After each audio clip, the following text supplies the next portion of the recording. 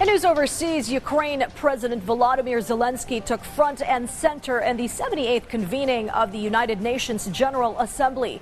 He hit on the United Nations for being ineffective in containing Russia's aggression against his country, and also sought to have the world body amend its rules on the Security Council to put a vote on stripping Russia of its veto power in the powerful UN Council. VOA's Veronica Balderas Iglesias hashes over the details in this report. Despite Russia voicing its strong opposition and in compliance with the organization's rules, Ukrainian President Volodymyr Zelensky was the first leader to address the United Nations Security Council's meeting Wednesday.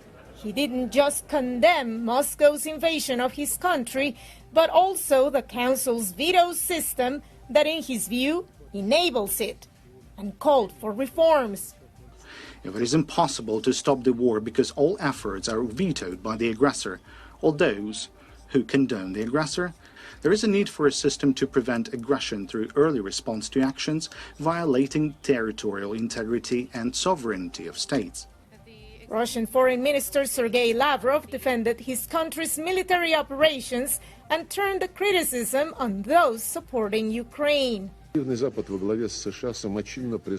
collective West, led by the United States, arbitrarily assumed the rank of arbiter of the destinies of all mankind, and overwhelmed by a complex of exclusivity, began to increasingly ignore the legacy of the founding fathers. U.S. Secretary of State Antony Blinken decried Russia's belligerence as a clear violation of the UN Charter. Some argue that continuing to stand with Ukraine and holding Russia accountable distracts us from addressing other priorities, like confronting the climate crisis, expanding economic opportunity, strengthening health systems.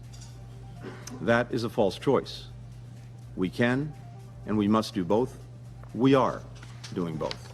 China opted to highlight its mediation efforts. The core message is facilitating talks for peace.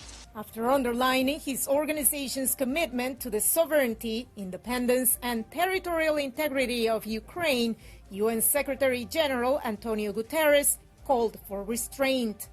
This war is already causing limitless suffering. Its continuation risks further perilous escalation. There is never an alternative to dialogue, diplomacy, and a just peace.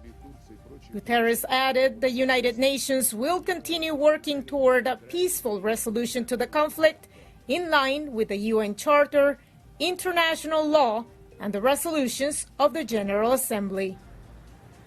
Veronica Balderas Iglesias, VOA News, the United Nations.